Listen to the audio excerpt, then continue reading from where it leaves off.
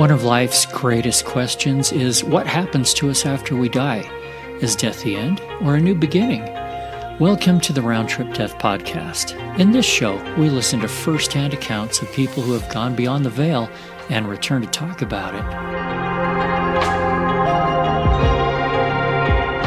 Okay, everybody, welcome to Round Trip Death, and I'd like to welcome our special guest today, Jay Martin from Columbus, Ohio. Jay, good morning.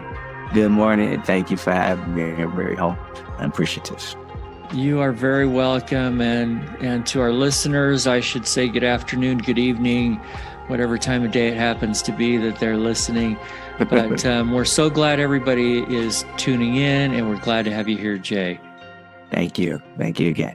Hey, Jay, tell us a little bit about you.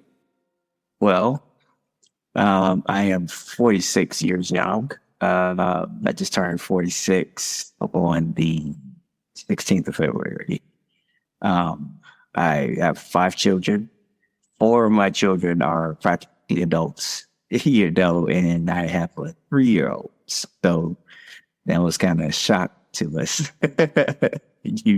That's 19 years later, That's an awesome shock, though. That's okay. Yes, it is. She's beautiful. I have born and raised on the south side of Chicago in Inglewood. My parents, very loving, very loving.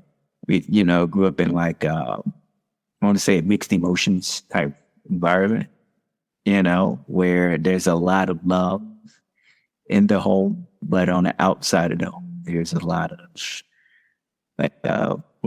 crime, violence, somewhat.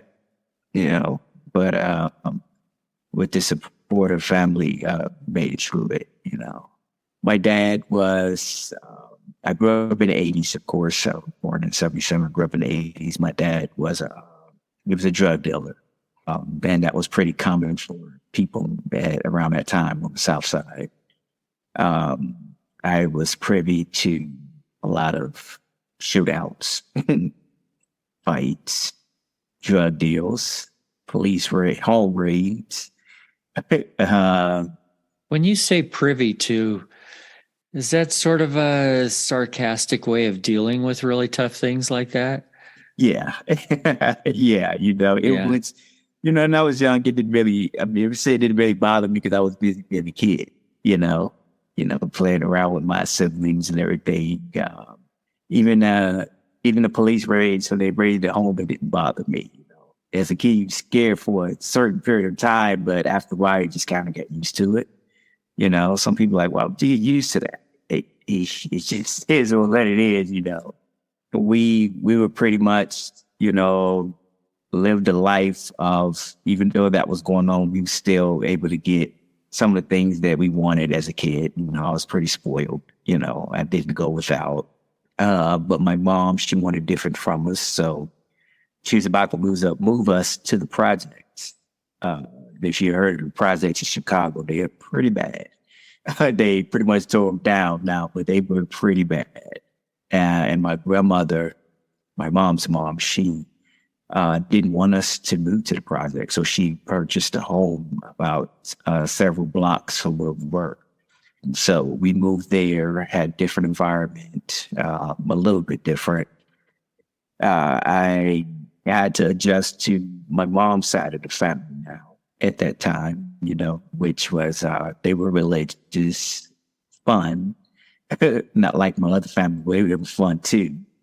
But I got to see both worlds in that switch.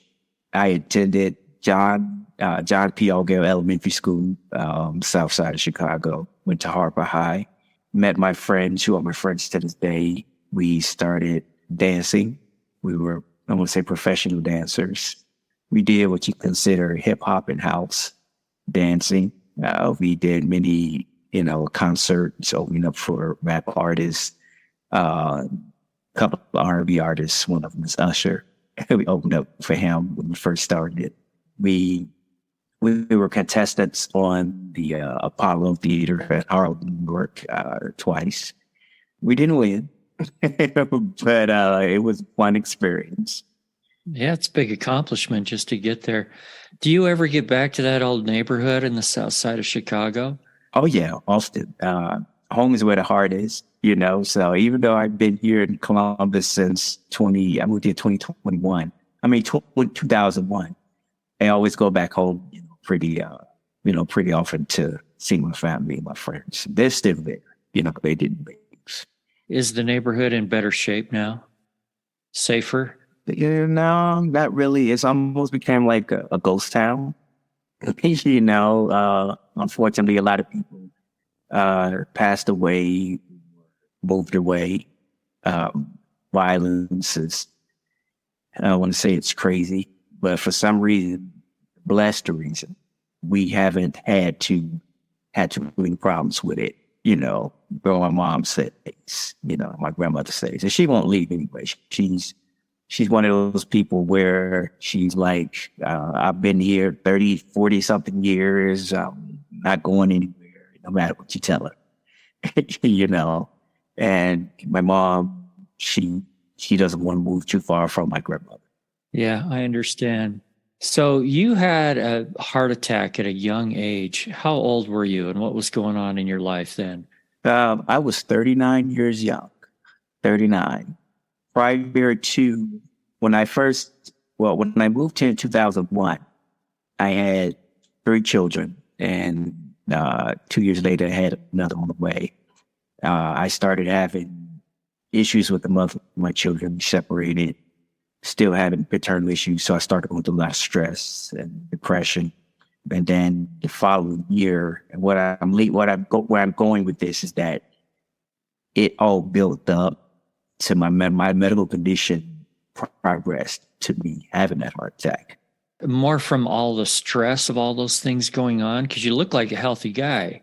Oh, well, it was a combination. I always say to people that it's best to talk to someone if you're going through something, or find a way to vent or let it out, because it will catch up with you. And mine did. I had, let's say, maybe 2001, 2002, my grandmother passed away. And then in 2003, the good part was we had our last son, but I lost my cousin to murder on my grandmother's lawn.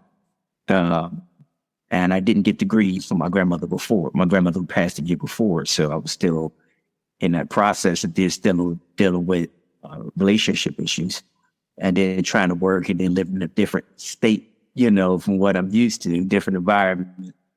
Started working for Coca-Cola, and then I found out at a routine checkup that I had lupus. This is from 2005. I didn't know much about it. Found out the hard way. Some of the things that come with it. And then I didn't deal with it, that news and all the trauma that was still going on, and then more issues. And then we had it seemed like a death every year in the family. There was a death, if it wasn't from a natural cause, it was cancer or murder or unexpected. It was always a death, in the family. Then I want to say 2011, I got 2010, severe depression. Then the following year, severe anxiety. Then 2013, I was diagnosed with a pulmonary embolism. I had blood clot. So again, while all this was going on, there was no time for mourning. No time for mourning, because it was, take care of your family, take care of this, take care of that. Health is there, but you still got to work, take care of this. And I just was moving like workhorse, and then I want to say 2015, I had to bury my uncle. He passed away. He was actually killed in my grandmother's home by my little brother, who's now incarcerated. They don't call liquor spirits for nothing, and he was intoxicated, and those spirits got to him and killed my uncle. So we had to bury him in 2015. That same year, I found out that once was one pulmonary embolism blood clot balloon turned to 2. Turned to 3 blood clots. stones in my lung. Didn't know how they got there. I started having more issues, more health issues. I decided to, a couple years prior, I started meditating because it was like too much, too much going on. So up until my incident, I was just meditating hard, praying hard, meditating. And that's what kept me at least grounded while everything was going on around me, said it always seemed like there was no time for mourning. But where I was working for Coca-Cola, and on the evening of August 17th, I came in the house, I was working the evening shift. Afternoon shift. I came home that evening. I called my buddy, my mom, and then I knew I was in the kitchen when I was talking to her. Then the next thing you know, I find myself waking up in the hospital about a week later. I had no idea what happened. The last thing I remember was sitting in that kitchen. As I'm sitting there in his bed, the hospital bed with tubes and everything hooked up to me, I look over, and it's my family and the doctor there. But with my family, it was like this. It was almost like a glow around them, but I recognized that glow because of what I was just experiencing. But the doctors was like, Jay, do you know where you are? Do you know where you are, how you got here? He said, you had a heart attack. He said, you died. You left us. You left us for a whole day. And I'm still out of it, so I'm not paying attention to anything that's going on. I'm just being, But it was, I want to say, a surreal moment. And the fact was, I didn't even know I was dead. I did not know I had passed away. I thought I was sleeping. Okay, I hate to interrupt, but no worries. You just mentioned you were gone for a whole day. Please explain. What does that mean? Well, what had happened was, when I had the heart attack, I guess because I went in apparently what they said was I drove myself to the hospital. I parked my car perfectly. As soon as I walked through the emergency room doors, I immediately collapsed and went into cardiac arrest. So Cold Blue was called. They came out. They had to resuscitate me. They got me back and then get me stabilized. And then I coded again. And they put a stent in my heart. And then I was coding again. And they stabilized me. And they flew me to the nearest hospital, trauma hospital, which is called Riverside. So when I got there, I was coding again, and they were still working on me. Called my mom, my family in Chicago, and said someone needs to get up here because he's not looking good. We don't know. We've been working on him for about 45 minutes. And my mom responded, like, you've been working on my baby for 45 minutes and you just calling me? You tell. Well, they've been busy. Come on. Exactly. That's what they said. They said, you're sorry, but we've been working with him. We've been working on it. But he's fighting. You see him trying to open his eyes, so we're fighting with him. So they said, hurry up and get up here because he's not looking good. So while they was working on me, I coded it the last time, and they called my mom about an hour later or something like that, while they was on their way up here. And they said, we're sorry, he's gone. And my mom didn't believe it, so they still proceeded to make their way up here. My children was already here because they came up prior, and they were at their mom, and they got the call from the doctors that I had passed away. So they came up to the hospital, everybody's at the hospital, and they were waiting on my mom to get there so they can say their final goodbyes, before they, start wrapping up everything. So my mom got there late on that evening, once an early evening, and she got off the elevator and she said, okay, where's my baby? And the mother of my children was like, he's been gone all day. He's been gone the entire day. He's gone. And she was like, no. And she responded as you think she would respond, you know. She hit the floor, you know. So they went in the room. I still had machines around me and everything. And my daughter was 18. She had to make the choice so they can officially call it, you know, start the paperwork and everything. My job was already notified of my passing. They sent the condolences letter to my family saying, we're notified about the passing of your loved one. I still have that condolences letter. And my daughter, they said, okay, you seen him, now it's time. And my daughter said, no, he's still in there. And the doctors and my mom was like, no, he's gone. We're sorry. He's been deceased the entire day. She said, no, he's still in there. Just wait. So they waited, even though my vitals and everything was gone, my brain and all my organs shut down. Were you on life support machines at this time, or they had just given up and unplugged everything? On the life support machine that they had me on was basically a machine that was, it wasn't supporting my life, because my life and their organs, everything was gone. But I guess before, you know, I don't know if you've seen it like in the hospital sometimes. It's like when somebody's gone already, after somebody say their goodbyes, then they officially disconnect. But I think that was what they were waiting.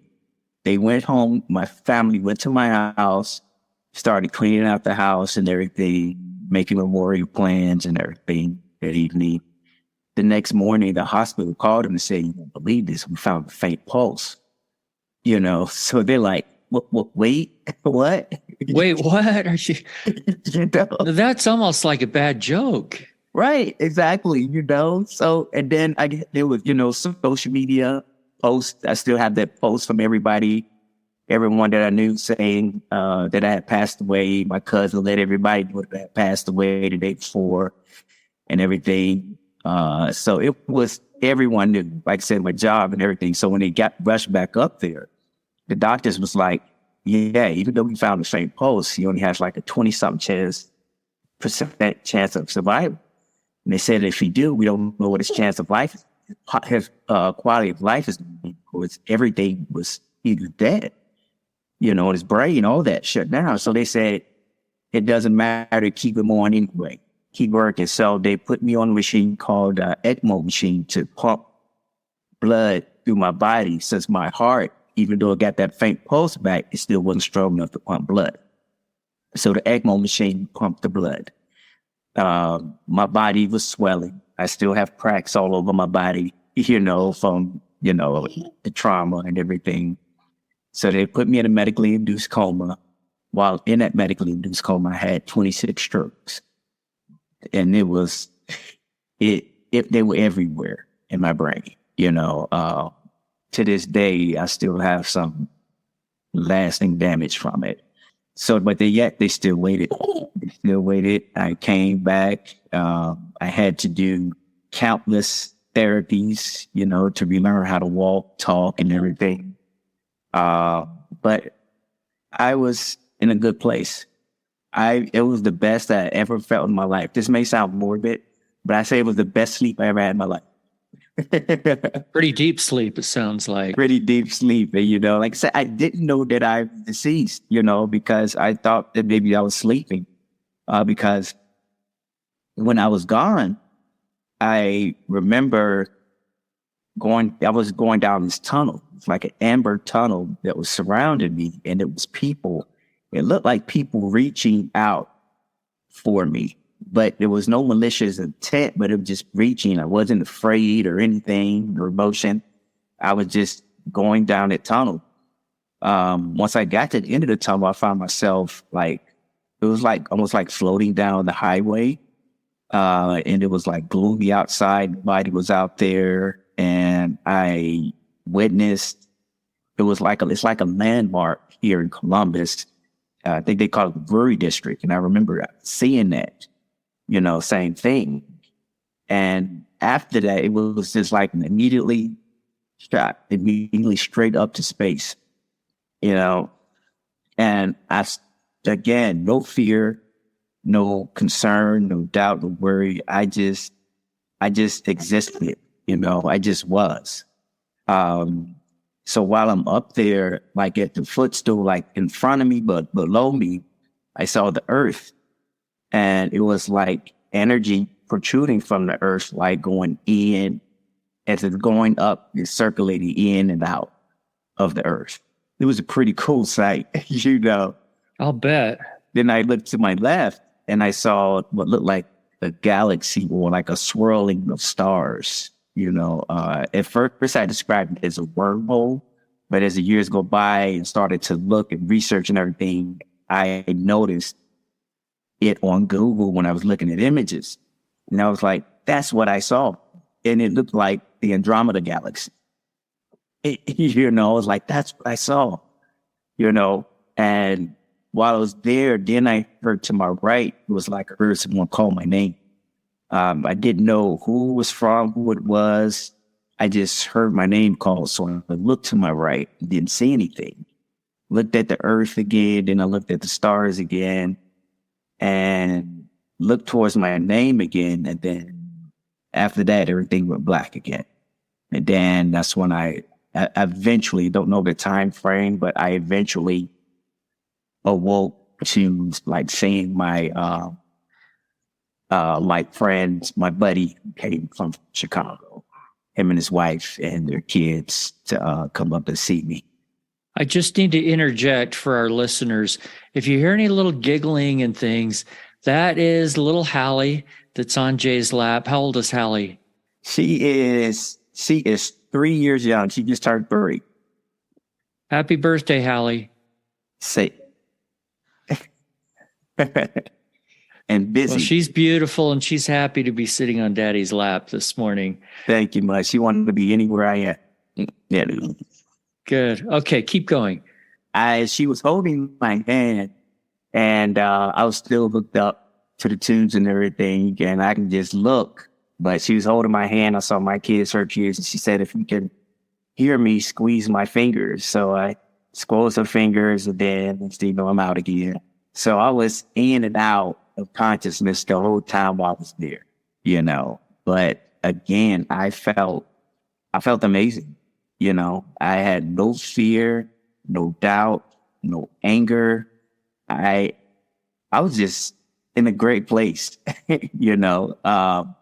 And then it like kind of hit me how the extent to what some of the things that happened when I was lying in my bed and the therapist came in and said, okay, it's time to start your therapy. And I'm therapy for what? You know, so I proceeded to try to move and get up out the bed and move my legs around, and almost felt like almost like stood up, but almost fell.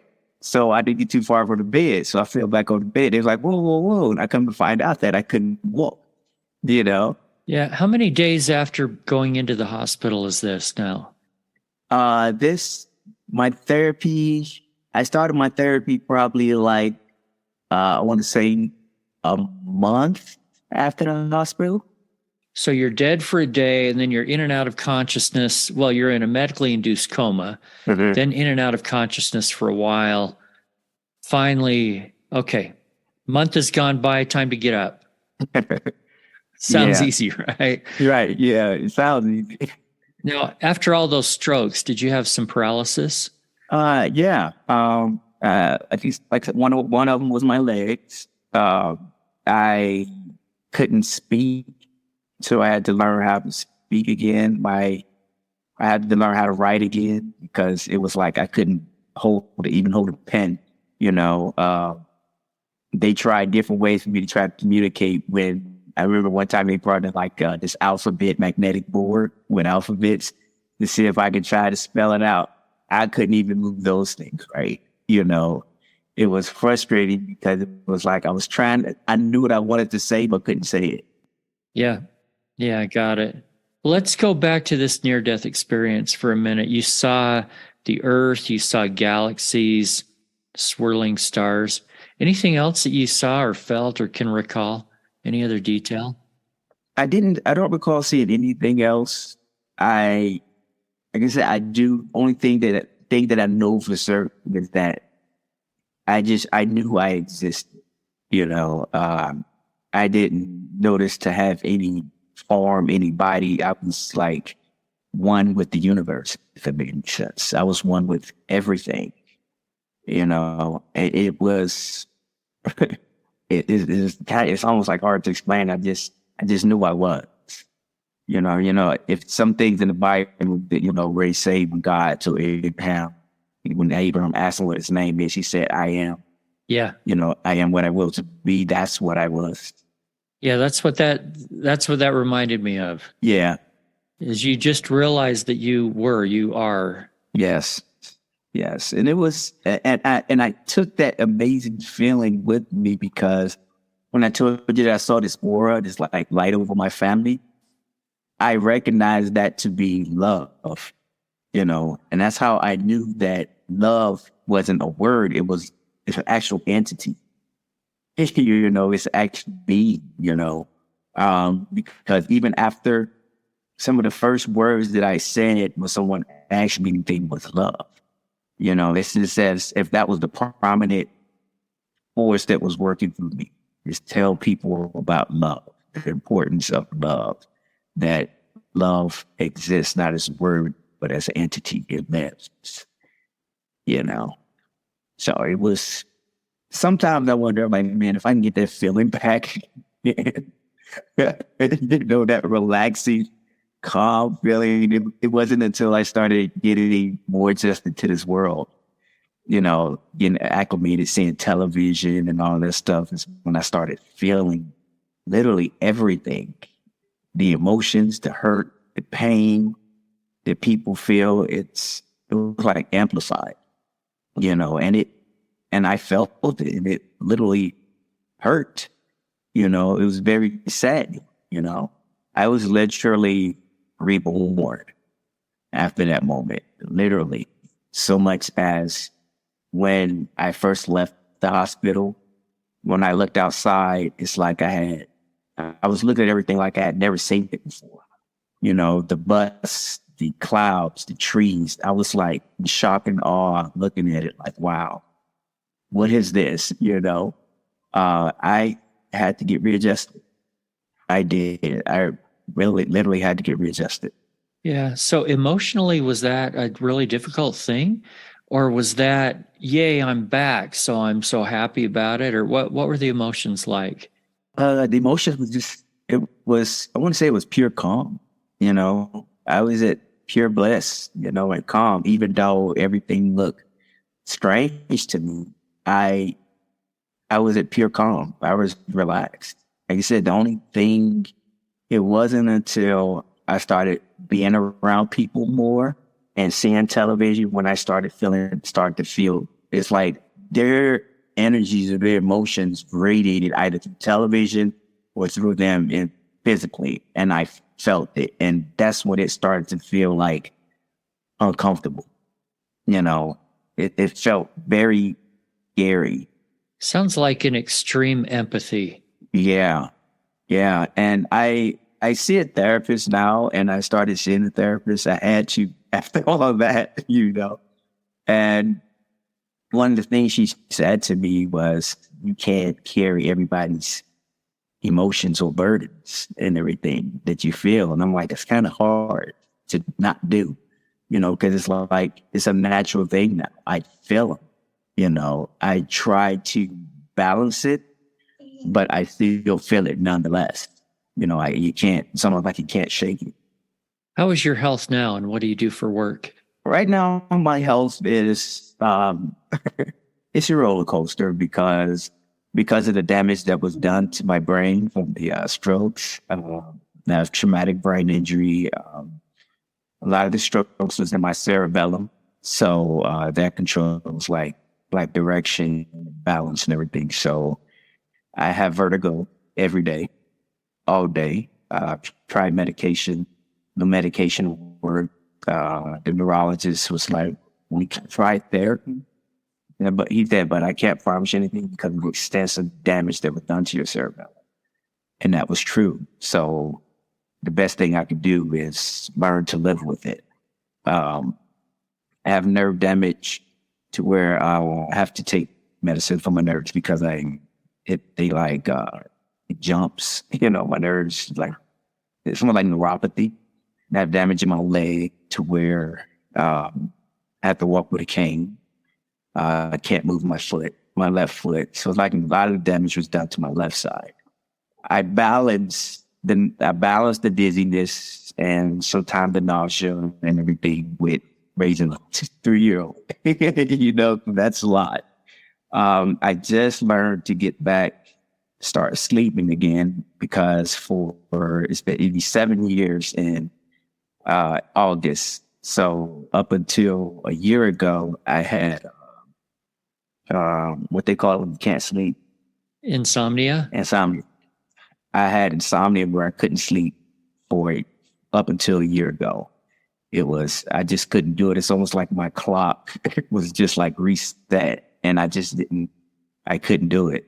And PTSD would creep in sometimes too, because if I did fall asleep or feel like I was about to fall asleep, I would wake right back up because I was afraid that I would be afraid that I had died again. Because I died the first time and I thought I was asleep, so I wouldn't. So I was like, I don't know if I'm dying again if I go to sleep. I don't know if I'm dead again. You know, so it's like trying to figure out how to do that. And because I couldn't sleep, sometimes I was nauseous every morning, you know, because I was stayed up because I couldn't sleep. And I'm just starting to get back to sleep now, but there's still the other thing, like I said, things that I've mentioned about the neuropathy, and then the lupus likes to kick in, you know, where I'm sometimes lethargic and tired, you know. Then I have my headaches, you know, but I still keep pushing through. I have short-term memory. And even with all these things, I still stay optimistic, you know. I don't let it keep me down. I can tell. I think you're doing great. Your speech is really good. I haven't seen any memory issues yet. I tried to, this thing called IAMS disabilities. I tried a program to see if I could at least try to go back to work. And with the thing I couldn't because of my reliability. I can't look at like words, read anything. Like if I'm reading a book after the second sentence, when I get to the third sentence, I'll forget what I read, you know. And then the computer, sometimes looking at that screen, going back and forth, if I get dizzy, you know, because of the vertigo. Sometimes I can't drive because the vertigo is so bad. So I choose to sit it out. So I've just been trying to find a way to, I want to say, get by. You know, my wife is a big help. My family's a big help, but I've had a job since I was 15, you know, and I'm used to being that provider. So it's like I've been constantly trying to find a way where I can do more providing and my wife wouldn't have to work as much, you know. I guess that's the man part of me, you know. It's like, I understand you working and, you know, you helping because I have Social Security helps me, but it's like, I want to do more, you know, like the man is like, I should be doing more. I understand. Has your family found a change in you personality wise? Yes. I noticed it as well. You know, they say that I'm not as, I want to say, have too much humor as I usually did. You know, they say I'm more laid back, or I've always been a laid back guy, but more laid back to where I was like point of seclusion. I don't see things the same way that everybody else. When they say like my wife, for instance, I got to add this, is that me and my wife, we had just started dating. It was like my incident happened.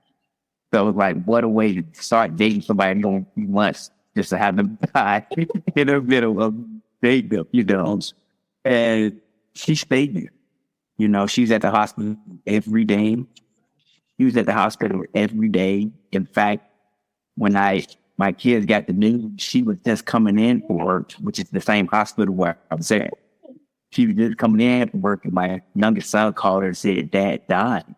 So she rushed right back out up there. And she was at my hospital bed every day by my side. You know, she never left. She made sure, since she worked at the hospital, she made sure that all my meds was okay, that they wasn't putting up some bad blood because I had to have a transfusion as well.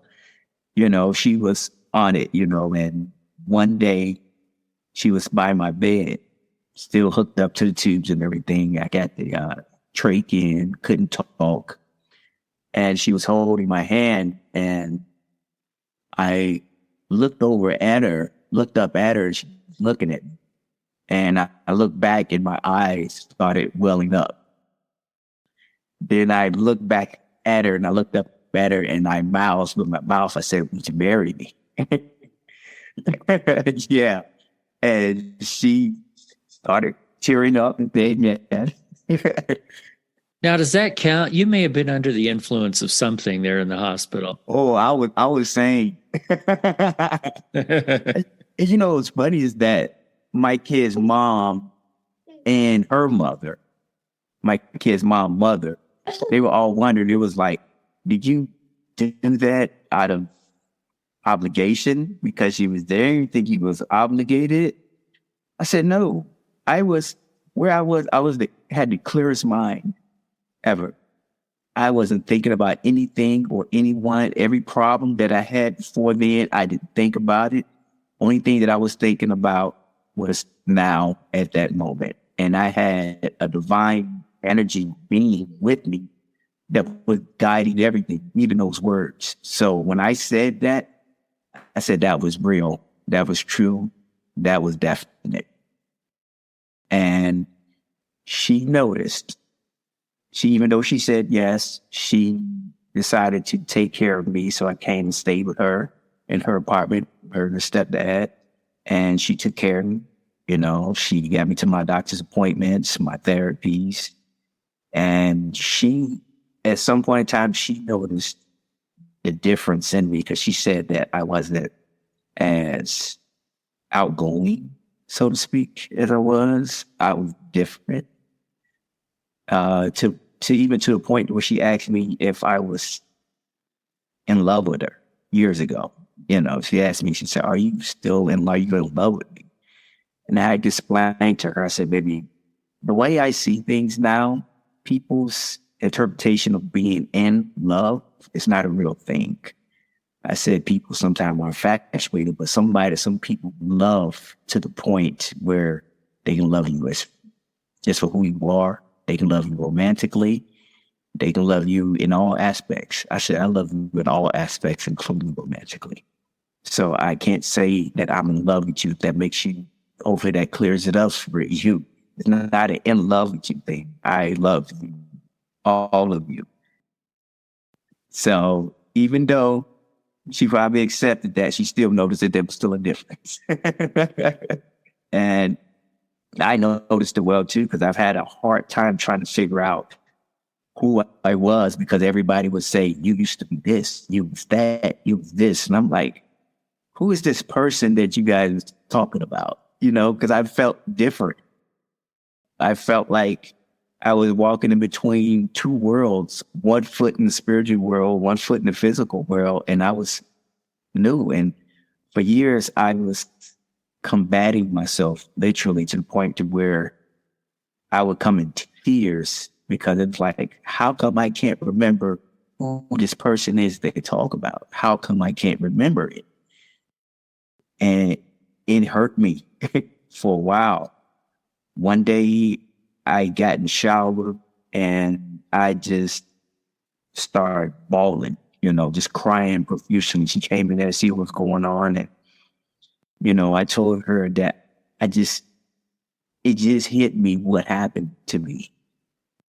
The ramifications, just the idea of everything that happened to me and how you all felt about what happened to me and what's happening to me. It hit me all at the same time to where I just couldn't control it. And to this day, I'm doing better with it. I must honestly say I'm doing better with it. But there is still acknowledgement that I walk with one foot in the spiritual world and one foot in the physical world. And I can still feel everything and everyone around me. I just have a better handle on it than I did when it first happened, if that makes sense. Yes. Let's finish up. I would like you to give our listeners a message of hope. You've learned a lot. You have come a long ways. Some people are still struggling with a lot of really difficult things. What do you have to say to them? Well, one thing I learned from not just growing up on the south side of Chicago, an environment I did, and everything that I've been through here, is that even though times are hard and it may seem like there's no way out and it may seem heavy and sometimes it may bruise spiritually as well, those things that you're going through are preparing you to give you strength to have the next day that's coming your way.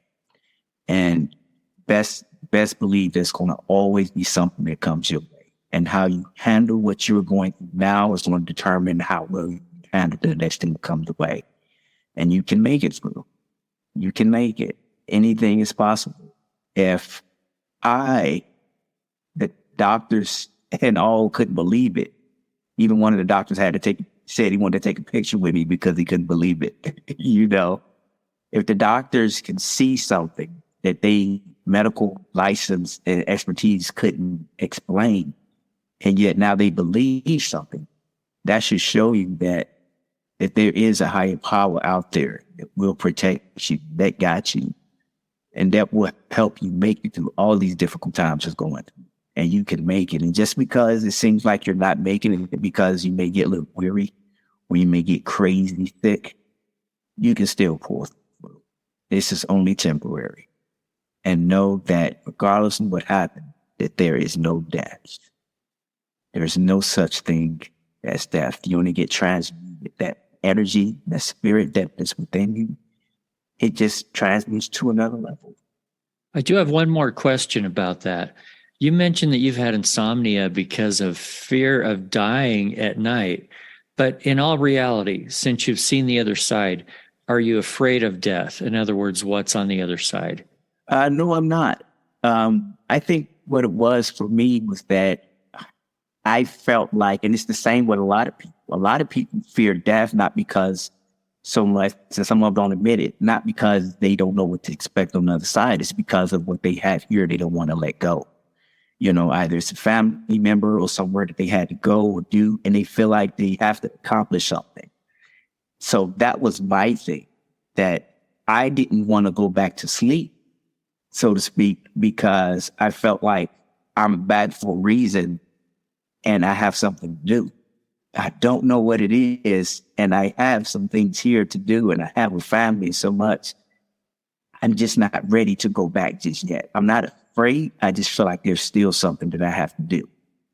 Now, when elders and people get to that age and they live like 100 years and stuff like that, and they say they're tired, they're actually tired and they're not afraid because they lived their life and they let go of everything. And it's okay to do that now because they experienced all the love, all the emotions, all the good times, the bad times, trials, and triumphs. They experienced all that already.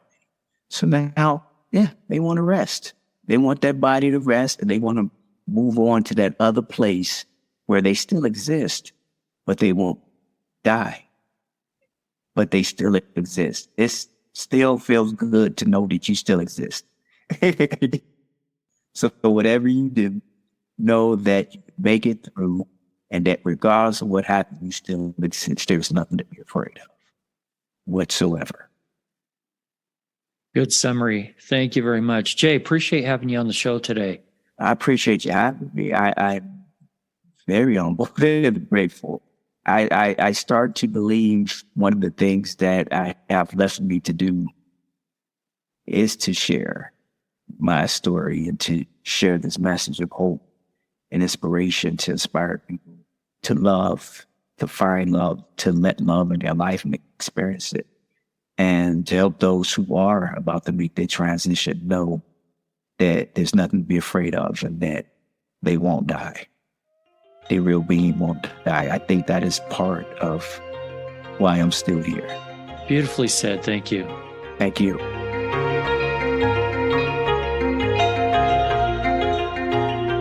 If you have had a round-trip death experience, we would love to hear about it. Send an email to eric@roundtripdeath.com. And lastly, if you have found this program uplifting, if it's given you just a little more hope in the future, share it with a friend, hit that follow button, and take a few seconds to write us a review.